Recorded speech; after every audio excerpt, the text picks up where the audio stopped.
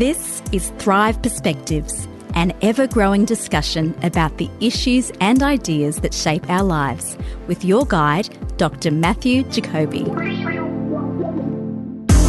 Well, welcome, Matt and Connell. We are back in the studio to do another episode of our Perspective series on Worldview, and I've been really enjoying this. I know for some people probably it's been a bit of a, what are they talking about? But if you actually take a few minutes to dig into the episodes we've done in the past and actually think them through, there's some really, there's been some great revelations for me, and I don't know about you guys, but I'm really enjoying this journey as we sort of look at what informs the way we live, informs the way we make decisions, and the decisions that we make as we consider a Christian worldview.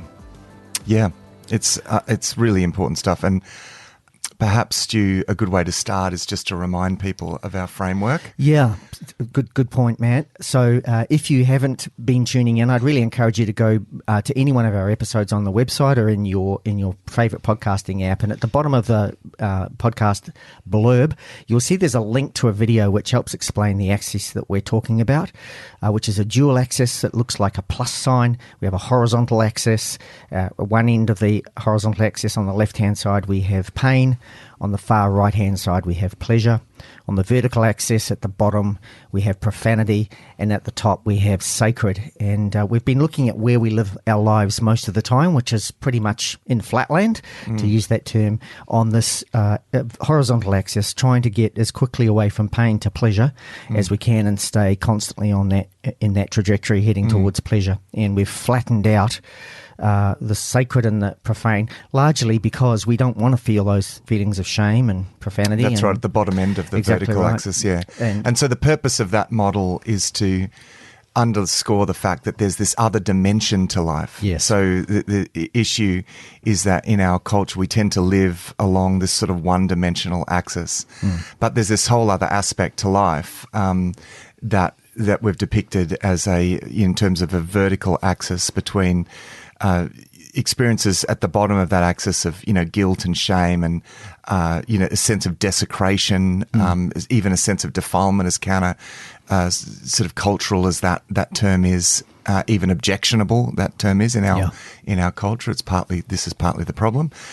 And then, at the top of that, you've got the experience of the glorious and the sublime and holiness and sacredness and so forth.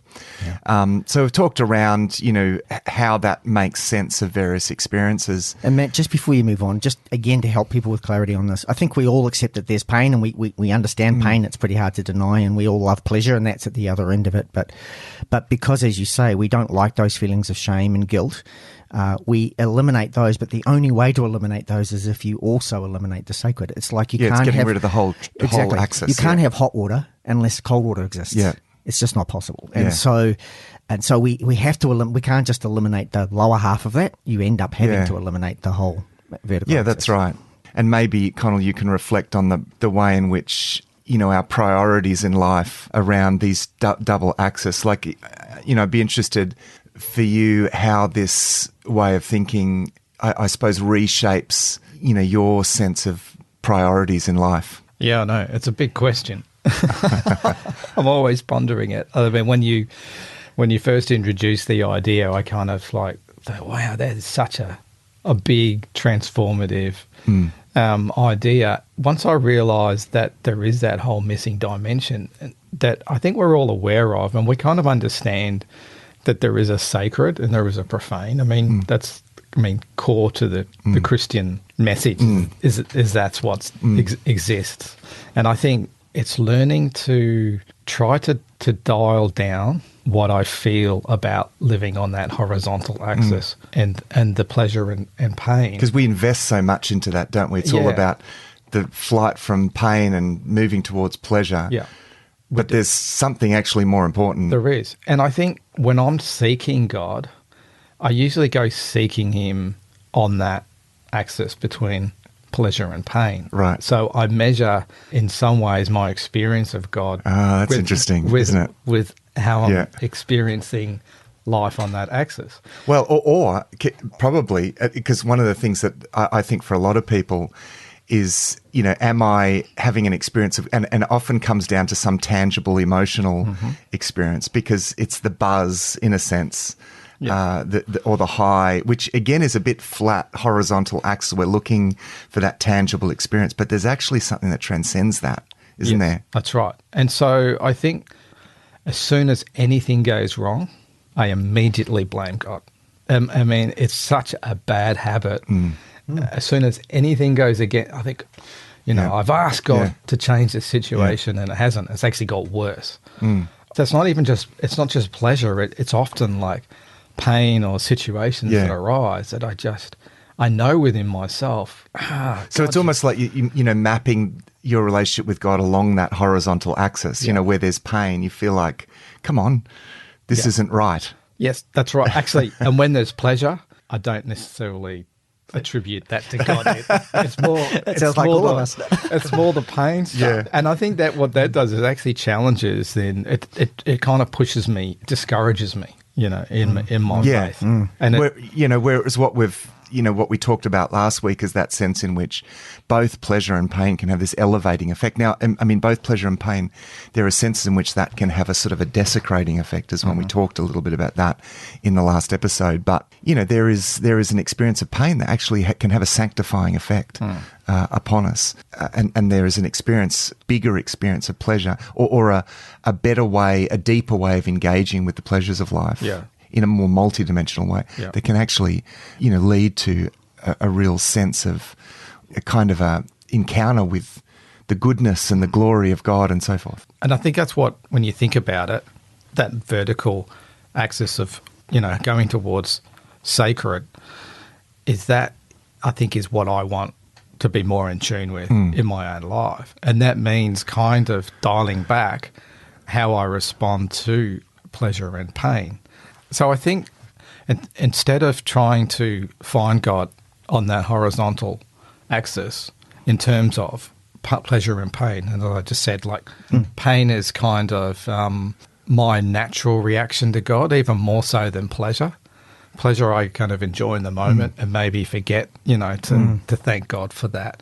But when there's pain, it's very immediate. I can get angry at God and feel discouraged at God for putting me in that situation. So what I think the thing is, it's really sort of changed for me in terms of understanding this worldview, is that I actually need to dial that back out, the idea of pleasure and pain, and seek something that's beyond that. Beyond that. And what I actually want to do is, instead of just living on that axis, I want to maybe reorientate my life to be more on the axis of, that's probably the key. Sacred. Yeah. The reorientation. I mean, because when you talk about dialing back something, because in a way, we are wired for pleasure. I mean, it's one of the great, wonderful things about the way that we're created. But it's recognizing in that pleasure the other dimension. In fact, in the same way as pain is recognizing this other dimension. So, yes, there's pain here, but in this pain, I mean, for example, Paul, who certainly doesn't want to justify, he doesn't justify suffering. He's not saying it's good, like it's just bad. It's part of the Christian worldview. It's just bad, right? And yet, he says, and yet suffering produces perseverance, which produces character, which produces hope, right? And he actually says, and it's our hope is the source of our joy, because it rests us from a attachment to the things of this world and connects us with God's plan of salvation. It's like, it's, and so there's a sense in which even in that pain can actually put us at the coalface of that reality in a sense, but it all depends on recognizing that other dimension. I think this is true too of experiences of pleasure. In the last episode, I talked a little bit about the sacramental nature of the good things in life. The pleasures of life have this sort of sacramental in a bigger framework, in that double axis framework. We can recognize, wow, in this, the goodness that I'm experiencing and the pleasure that I'm experiencing, provided I treat it with a sense of that respect and, in accordance with the sacredness of whatever we're dealing with. it communicates, in a sense, the goodness of God to us. It can have this, as I said, this sacramental sort of significance for us.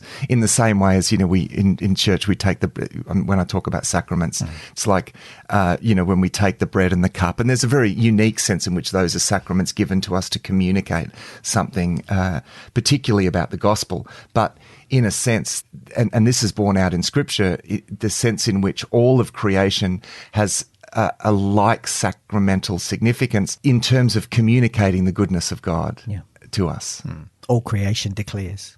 Yeah, well, it declares that, but even our participation in it is a participation in the goodness of God. And so in a sense, we are, because we can, when you think about experiencing God, we think about, I don't know what we think about, some big sort of one-off experience. But the fact is we're all experiencing God. We just enjoyed a coffee together, and it was largely due to you, Connell, going out and buying the coffee. Yes, but even in something seemingly mundane like that, we are, we're enjoying the goodness of God, feeling the warmth of the sunshine and all simple everyday experiences. There's a constancy to that, and it's interesting in Acts when Paul goes to some Greek peoples, who sort of non-Jewish, and his message to them is that you are experiencing all the time. God sends the rains and the harvest and the good things that you're experiencing.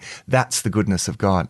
So it's this sense in which we are constantly experiencing the goodness of God. What we need to get better at is actually recognizing that and engaging with that in a mode of worship and praise and so forth. So I think...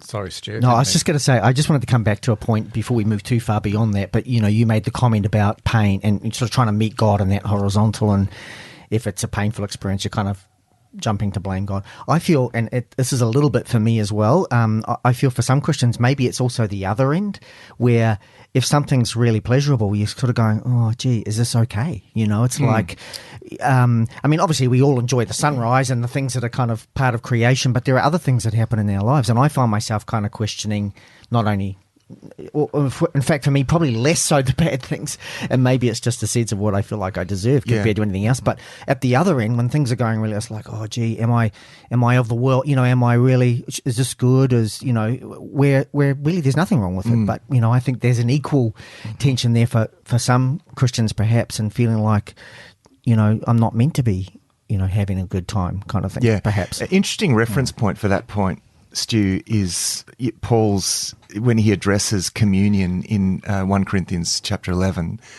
And in those days, communion was in the context of a meal. And that's important, actually, because food represents enjoyment, pleasure, tangible pleasure. It talks about the wedding feast and things like that. It's a way of symbolizing pleasure. Yeah. And so the idea of a communion meal, and people gather around a communion meal.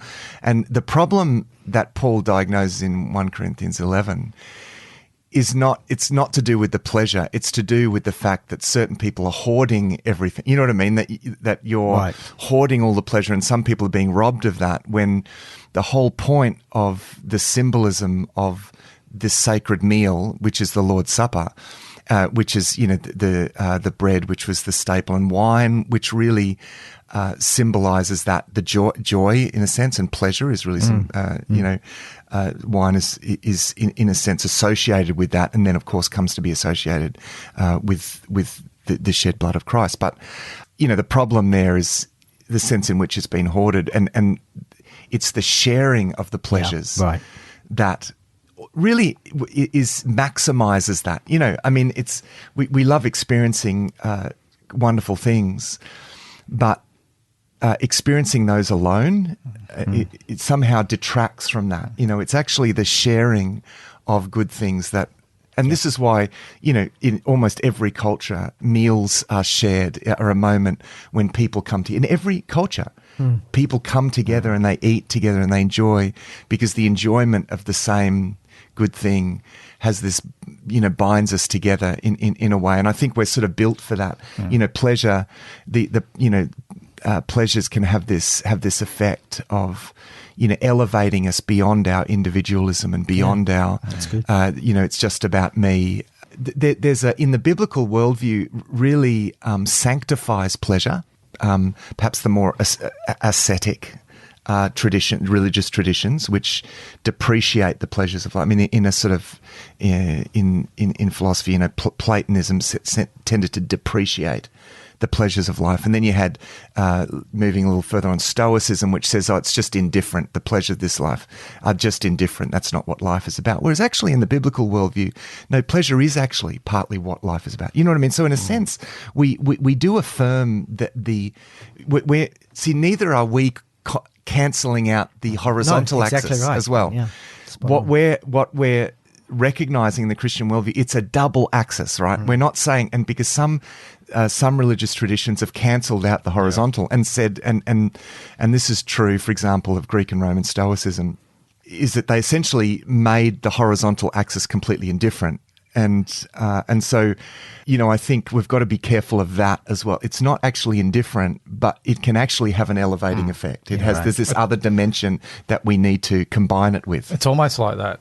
It's almost like the horizontal is it's kind of the here and now in the world that God created for us to live in and enjoy and participate in, and that brings us together as people and relationships and to experience it. And if that's the only axis we've got, we kind of seek God within that. Yeah. And I think that's why it's important to bring the other axis in, because I think maybe the seeking God should be more in the vertical axis and not go seeking God in the horizontal axis. Yeah. And I think that's the mistake that I think a lot of us make, because in the normal sort of churn of life, and I know myself, I'm up and down as to how in my faith, and how I feel about how close I am to God on different periods of time, as to what's going on around me. And that when we introduce that vertical axis back in there, it kind of goes, well, I've got to actually be drawn out of whatever it is, whether it's pleasure or pain.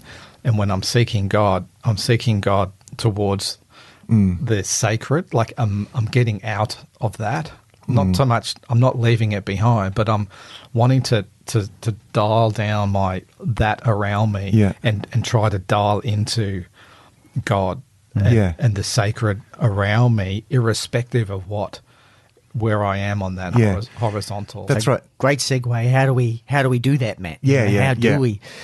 How do we draw ourselves up or get ourselves, more focused on that? Well, the key word there, I guess, is becoming sensitized to that. Because one of the things that I think we are very impacted by our culture.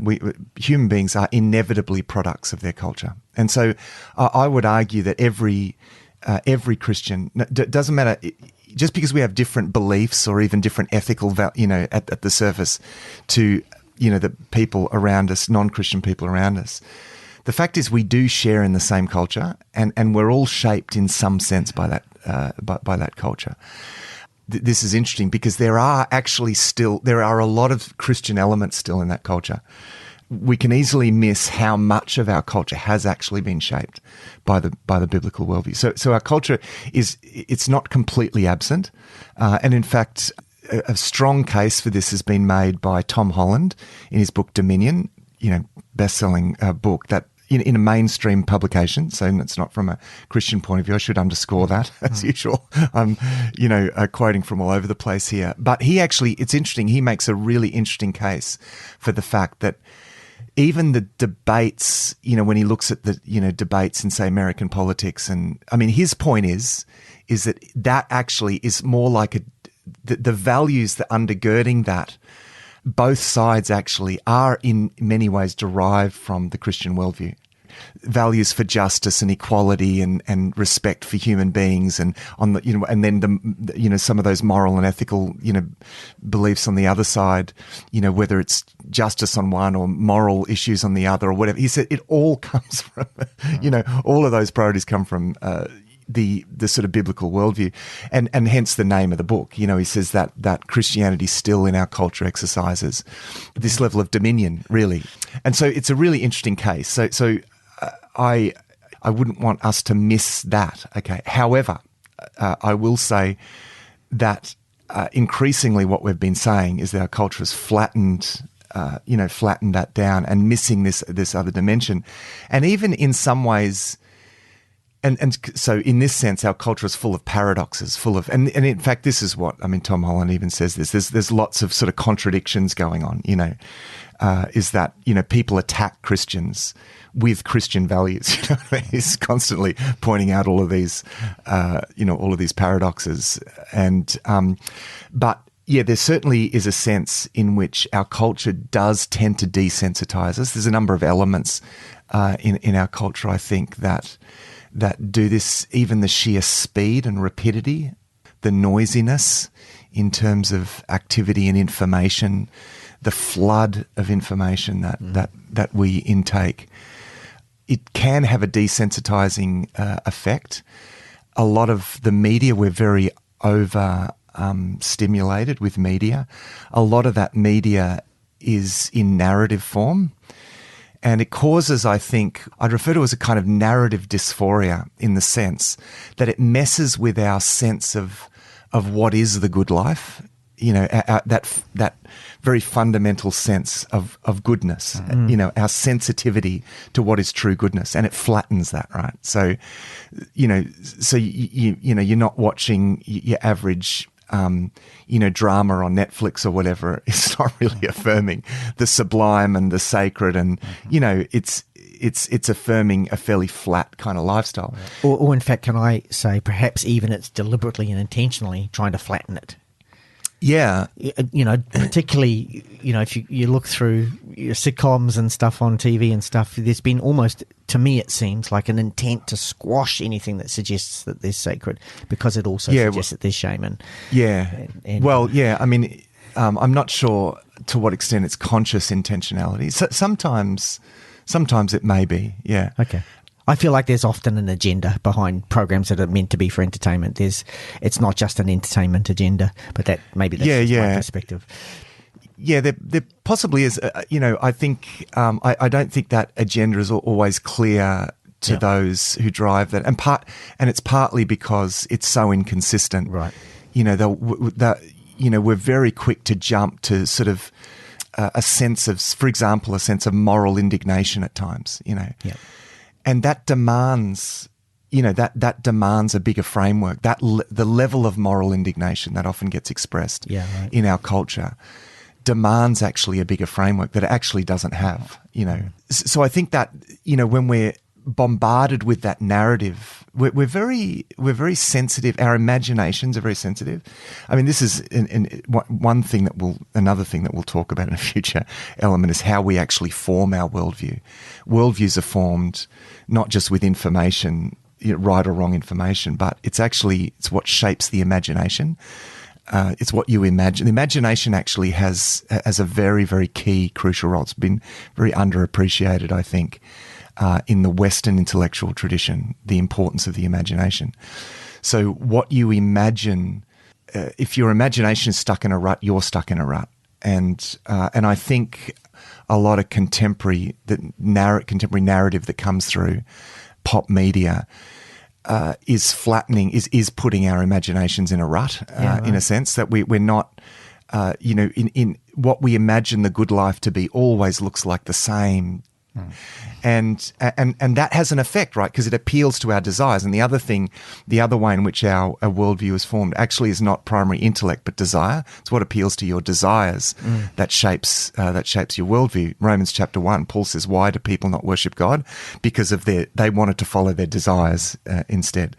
And so they worshipped and served created things rather than the Creator. So in a sense, there's that. And it's important to be aware of this because I think we overexpose ourselves. Not to mention the explicit content that's in those things. So I haven't even mentioned that yet.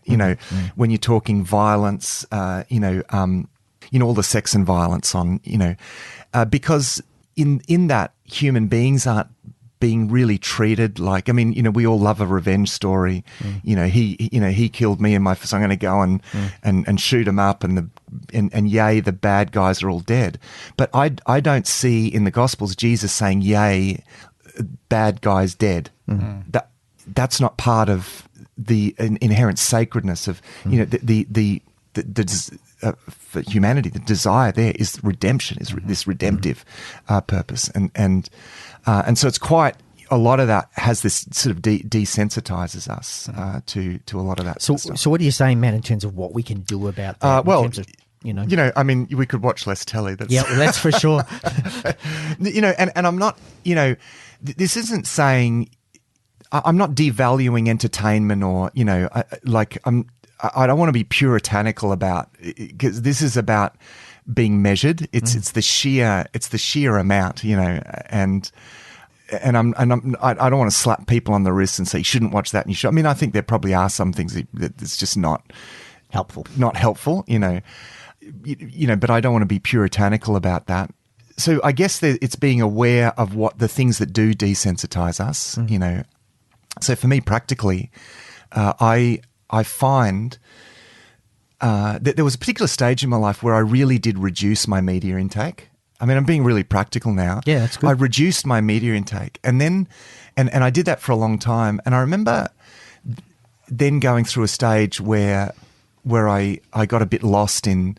I just started binging some TV shows, and I actually noticed the effect that it had on, because I hadn't been in that space. I noticed how disoriented I felt actually in my sensitivity, in my desires. I just lost. Which is why I speak of narrative dysphoria and just this sense of, I just felt disoriented. And, I mean, and it's a little bit like, I did the same thing once. I went off sugar for quite a while. And then when I went back and started eating sugar, I felt it was like sickly. And it had this really, I really noticed the effect that it had on me, because I hadn't been on a lot of, I've gone off refined sugar. And so, and this is, sort of an analogy, but I think it's a good one. In that time when I went off sugar, I started to actually taste the sweetness, the inherent sweetness of like fruit, for example. Just, man, it started tasting so good, and because in a way, all of the artificial sweetener had desensitized me to the inherent sweetness of the ordinary things, I had the same experience, I think, when I reduced, and again, I didn't, I'm not talking about, not never watching, because I want to be realistic here, but just reducing my media intake actually had the effect of, making me a bit more present, a bit more, slowing my mind down. I could enjoy contemplative. I could, enjoyed reading things that actually involved engagement, active engagement. Because the other problem with a lot of that media is it pushes us into a passive mode of reception. Yeah. It just feeds it to us in this really sensational sort of way, and so we become quite lazy in a. In terms of, sort of intellectually lazy. So, the ability to, sit outside and just enjoy, sit out and have a cup of tea and sit in your seat and look at your garden. And I mean, that's, in a way, one of the first practical, because people jump to, I've got to go out and have some big experience of God. And that's the answer. But the fact is, one of the things that we've got to do is actually recover contemplative spaces. And I've, referred to this a couple of times already. The ability actually to inhabit an empty space without that agitation, because what happens to a lot of people is they feel so agitated. So what do? They pick up their phone and they go, scroll through whatever they're scrolling through, bang, bang, bang, short hits of things. Now, we're addicts. That's the behavior of addicts. When we're addicts, which we all are addicted to all of those things that you've just mentioned there, is that if you want to escape it, you actually have to make a conscious choice to escape it. Because I think if we don't make that conscious choice, we just kind of just drift along naturally into it. It's like what you said about, say, sugar. It's easy if you're used to sugar. You first taste, drinking a coffee without sugar. It's like, I don't like it. So you've got to make it, if you're going to escape, the drawer of You've got sugar. to push past You've got that. to push past that. Yeah. And it's a deliberate choice. If you're not pushing past things like watching your, stuff on Netflix or YouTube or whatever, you're just going to keep watching it. Yeah. And so then that's the natural behavior, I think, inclination of us. And I think the unnatural inclination of us is to actually put all that aside and recover those contemplative spaces like you're just starting to talk about there, which requires us to give up all of those things. And it probably isn't going to feel very comfortable to do that because we have that sense of urgency within us and what's happening. I've got to check my phone every 5 minutes to see if there's another item on the news or something. And I'm conscious of it and go, this is just insane that I got to keep looking for this stuff over and over again all through the day. Like, what is wrong with me? And if I'm not doing that, I'm starting to wonder. And it's making us more and more impatient too. So they have the reels on Facebook now, and there's these short little hits that and you get click on one, and then it takes you to one, and you watch that, and then all the next ones start to pop up, and you just keep following it through. You've got to make a conscious choice. And so we have this kind of attention deficit thing then going on because it just keeps. And so, it's what you're saying, spot on, Conor. It's not going to happen just because we hope it happens. We've actually got to pay the pain of actually putting it aside. And, I think, the challenge here is, I think, as Matt said before, we want to go from 0 to 100 overnight, and we're probably better to bite off small chunks of practical things we can do. Well, there's a very simple and important biblical answer to this. Yeah, great. And it's in the 10 Commandments, no less. This is big. It's in the 10 Commandments. Fourth commandment, observing the Sabbath. Now, I think in different times and in different cultures, I do believe that there's a principle that goes beyond which particular day it is. And the principle is we've got to stop and create space, a restful space to be present for relationships, first relationship with God and relationship with each other. And I grew up in a family. My mum married again. My stepdad was a missionary from Ethiopia, and there was no TV on Sundays. Yeah, that was the rule. Yeah, even though some of the best programs for teenagers were on Sundays, like Countdown and other stuff, there was no TV on Sundays, and it was like no, we're going to set this day aside.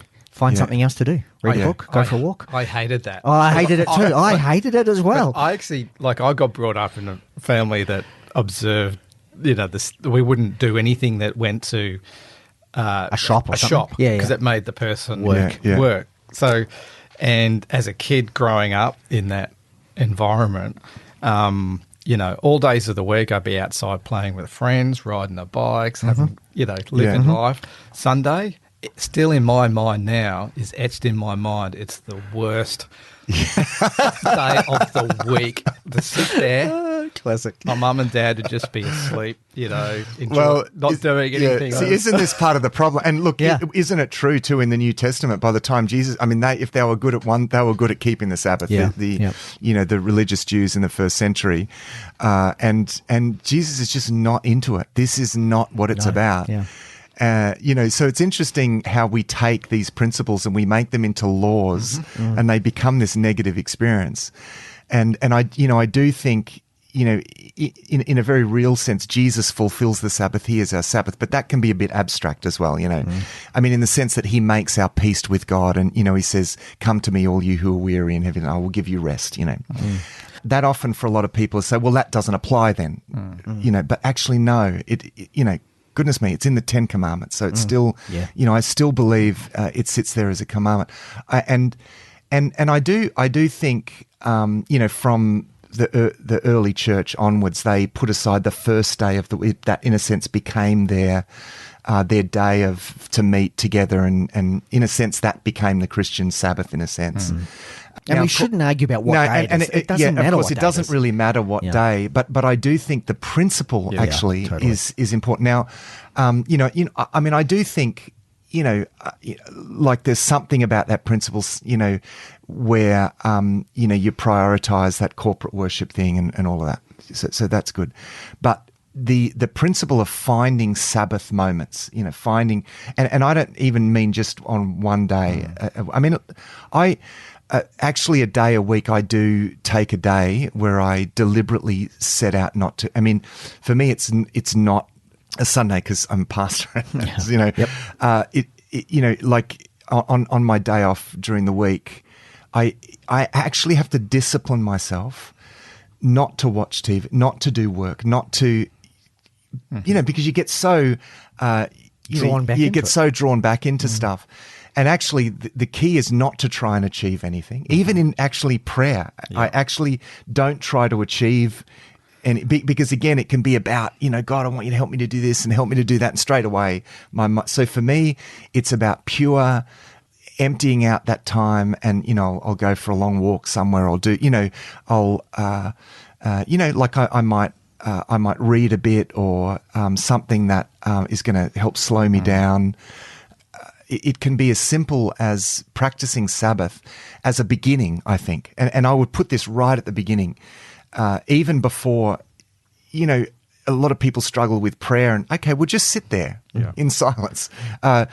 Create spaces where you can just sit and do nothing and try to get used to that. And I think it's being prepared to feel like you're giving up your time, almost wasting your time in a way. I use that word, I'm putting it in quote marks because obviously you're not wasting your time, but sometimes it can feel like that. And I know myself that I feel like if I do set aside time to pray, that unless there's some big thing or a sense of, I'm putting time aside to pray because I want to get closer to God. But if I end up not experiencing any closeness to God, then I actually walk away frustrated about that. And so I've got to be prepared to let go of that and go, I'm going to meet with you, God, day after day after day, even if you never show up. Well, because in a sense, you putting that time aside is a gesture of priority. Yeah, and I would say too that there are actually some really valuable things that you can do to move towards contemplative spaces. I'm not, the idea of sitting in silence for an hour. I realize sitting in silence it's just not. It's going to. A lot of people are really going to struggle with that. We have at church we have our first Monday of the month. We have this thing called the waiting room, and we invite people to come and sit in silence for an hour, right? And I know. That's tough. It's tough for a lot of people, and people say, it's just too hard, so I won't. But my encouragement is, if it's hard, then you need to more. Is it a personality thing though, Matt, or is it a discipline thing? Because there are some things that people are just wired differently, or is it that some people just don't have a contemplative personality, or the contemplative? Look, we do talk about contemplative types of people, but this is something different. Yeah, this is something different. Yeah. Actually, this is you can't just say that no one has a stop button. I'm talking about pushing a stop button, right. or having brakes. There are different kinds of cars, but they all have accelerators and brakes. You can't have a car without brakes, right? So I'm talking about putting the brakes on, and achieving a stillness, right? Now, I think that's something that we all need. And I guess what I'm saying is, while there are those deep, and certainly the waiting room that we do, this sitting, for an hour is a sort of a deep end experience. I think there are things that can step towards that, So for example, there were choices that I would make. There were certain books that I would read, for example, that would help to slow me down. Actually, even just reading itself will slow you down more than exposing yourself to media, which is, but there are certain kinds of books that I read that tend to slow me down, make me think a bit more. Even sitting, I've got a playlist of music that helps to settle me, and slow me down a bit. there are places that I can go to that settle me down. Even the act of getting in the car for me, going down the coast, going for a big walk along a beach. After about half an hour, I've started to slow down. You know what I mean? But I need it to be sort of a couple of hours because by the time, it takes me that long. So they're actually practical things that I can do to get away from things and to sort of achieve these contemplative spaces. Now it's funny that this is dealing with our sort of cultural conditioning. Which involves our minds just ticking over so quickly. Well, plus the demands on life today. I mean, it's like just you've got to carve out that time. Everyone's working, perhaps more than we should. Because there are lots of cultures that are far more, absolutely. Are far different. I mean, pretty much all what might be referred to as primitive cultures. Some problems with that term. Yeah. Well, I'm deliberately using that because there's this sense that we've advanced. Yes, totally. That I would challenge that in some senses. They were okay with sitting in silence and okay with space, whereas I think we divide time up into such small increments, and so giving a slab of time to God. The principle of Sabbath is I'm going to give a slab of time to God where I'm going to put aside my usual preoccupations, and I guess the trouble is we take on so much that we just don't have that capacity to do that. It actually does mean it's not like we can fit this in as well as it's actually about, like Connor was saying before, making an intentional, conscious decision to let go of something, stop doing something. I think it is a time thing, and that itself is a problem because we shouldn't. But we shouldn't have that limit, such a strong demand placed on our time that we can't even find. Even if it's 15 minutes or half an hour, just to be able to slow down. But I think that time thing actually translates into how we want to experience God. And I would certainly say, like from my experience, I get very impatient with wanting to get closer to God, that I need him to do something now. And I have gone through, I think the most profound experience I've had with God was on the back of a time of when I was questioning deeply my faith and sitting down to pray and going, God, if you don't show me now who you are, or that you're real, or that you actually care, about me or my life, I'm not sure how much more I can keep, doing this for. I'm not sure I'm going to end up. And amazingly, God did nothing and let me walk. And I would walk, and I would go through those cycles of walking from God and getting really frustrated and going, I can't accept the fact that you're not there. But you're kind of like, as a kid, I used to go after school, you'd go to all your friends' houses and you'd see who was home, and you'd go knock on the door and there'd always be some of them home, but there was always a sense of disappointment because you thought someone would be home. You knock on the door and they're not there, or no one's home. And I always felt like my relationship with God was like a knocking on the door, but the door would never open. I needed that door to open now, and it wouldn't open. And it caused me to have a very deep sense of really doubting in God that started to grow and grow and grow. And I couldn't understand. I was growing impatient with God as to why won't you give me that experience, that sense of being close to you now. I need it now. And it didn't happen.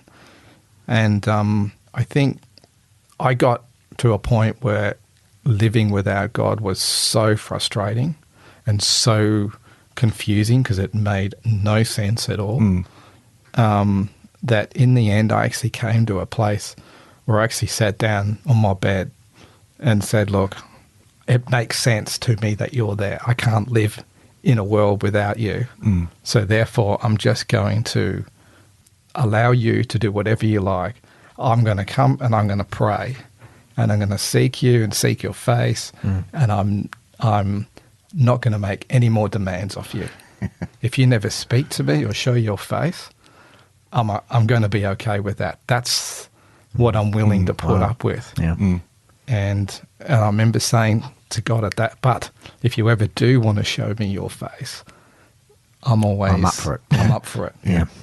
And that's when I had my most profound experience ever with God, really with the whole room. Like, it was an incredible experience that completely transformed, my experience of God. And I actually came out of my room and went into my flatmate who I was living with at the time. And he just looked at me. The first thing he said was, "You look like you've seen a ghost." Because I just looked so pale at what had just happened to me.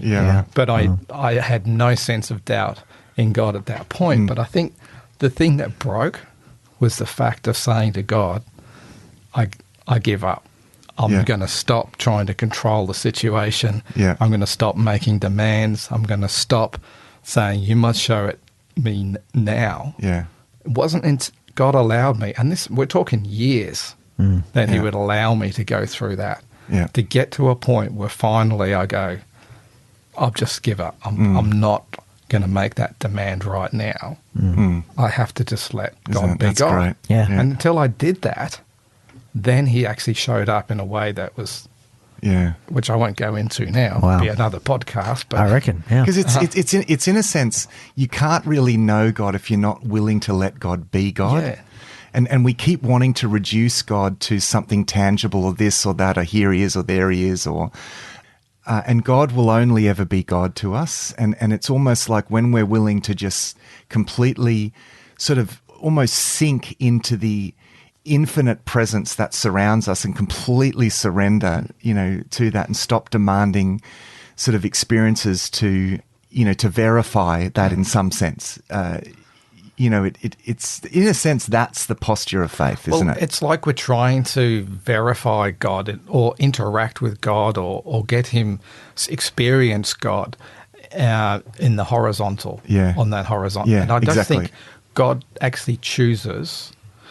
Ultimately, he's playing the long game, which means that he doesn't want us to find, when we're seeking God, is that we won't find him. Again, choosing my words carefully. You can find God on the horizontal axis, right?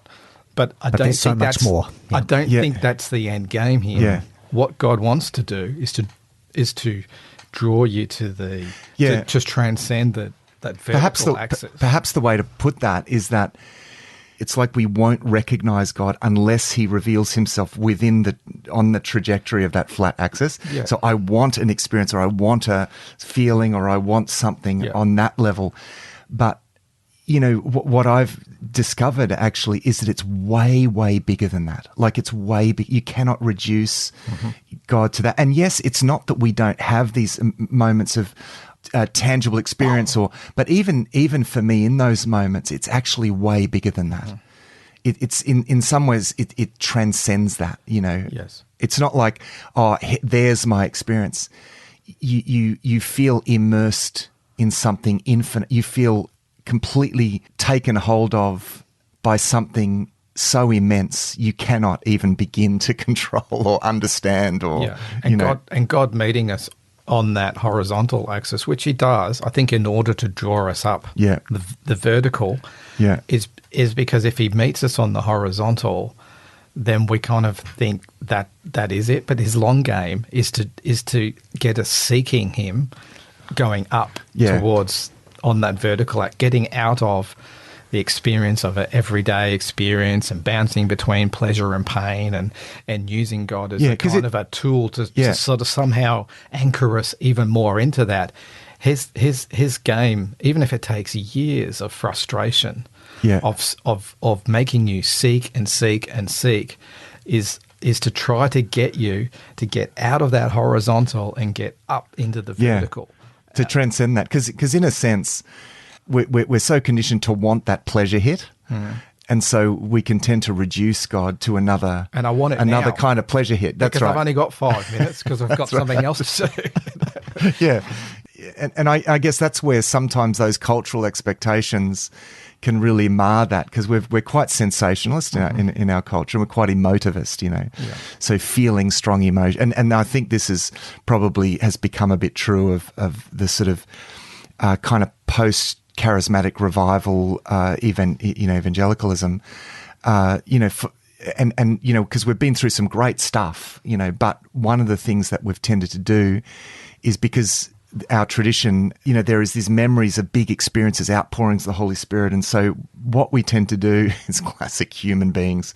We have this tendency to idolize the last thing that God gave us, you know, and so, you know, we tend to then look for the big experience in itself, you know, or, you know, the tangible thing or the, you know, and God wants to continually say, no, it's actually bigger than that. Of course, you're going to experience it in terms of a very tangible pleasure. But what we go back looking for is the pleasure, is the experience, is the buzz, is the power, the whatever it is, the emotion. But actually, you know, God wants that to point to something so much bigger, much more constant. This is the other thing, and much more pervasive. You know, so. So, I Matt, feel like what's the challenge point we can leave our listeners with? You know, an action point in a sense that we can take away from this, because there's been so many great points made, but I think it's important for people to go away, and particularly those that perhaps are feeling like many of us do, all of us do at some point in time, where I just don't know that I can connect with God. You know, what's just one simple step? You know, and I think you've already talked about the Sabbath. How do we take that in this next couple of weeks and really try to apply that in our lives? I think that finding that principle is a really great place to start. Plenty of other things that we'll say in subsequent episodes. I want to talk a bit about holiness and the pursuit of holiness, and the to actually start looking at that at a multidimensional level, because I think there's some really profound things to say about that on this model, hopefully.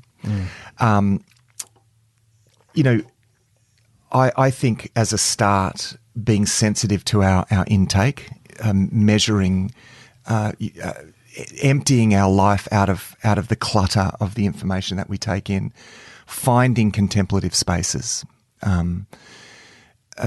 It actually really helps to do this with other people. I would recommend, and this is why, which I mean, someone asked me, you know, why don't, you know, what's the point of coming together if you're just going to sit in silence when we talk about, you know, sitting together? And well, actually, it's the togetherness of that, because you know, it creates this sort of synergy of, you know, it's this combined intentionality can really help you. But beyond that, it actually creates a discipline. It's like, am I going to actually put that time aside if I could choose when I'm going to do it? Whereas if it's on this date at this time and I need to show up, it actually helps with the discipline of actually doing it. You know? I met, it's a very practical sense. I met recently with a group of intercessors that meet together, amazing group of praying people. And just a small group, there's I think only 4 together that meet regularly. And they actually initially just sat in silence for about 20 minutes. You know, just sat in silence for 20 minutes. And it was beautiful. The 4 people just sitting, it said so much. That's, you know, just doing, you know, finding that space. Well, have you had times in like services, every now and again, we'll have there's a tangible sense of God's presence in the room, and we've got to the end of, like, you know, having a worship time, and it's like there's an end of the song, and it's like the whole room's of the same mind, and there's silence, and it lingers for like a minute, and you can tell that everybody's on the same page. I've had a few of those experiences in a church. I've got a congregation. All of a sudden, everything stopped, and there's just silence in the room of everyone just standing, going, what's going on? There's like a sense of we don't want to move beyond this point. Yeah, that's right. Just, they can be great. They can be great moments. I think it's important for people who are in those moments to be able to, you know, for example, go for a walk, sit in your car, just drive, turn the music. You know, really simple things. Turn the music off, and just drive. And you know, okay, your mind will wander, but it's a place to start. You know, find something to read maybe that puts you in a bit of a contemplative stuff. You know, find some music that helps with that. Start to move yourself toward recovering contemplative moments. Go out, sit in your garden, sit and watch your dog looking, lying in the sun or something. Just anything, anything that is going to help to slow you down. That it's a simple start, but it's a really good start. And what it does is that it creates a clearing. It's like creating a clearing in the jungle. This is the way that I've seen it. It takes a lot of work to make a clearing, but it's a place, once it's made, you can always go to that clear space. And so there's lots of, you may have to work at it. It may be frustrating. It may be, but after a while, you will create a clearing for yourself that will become a holy place.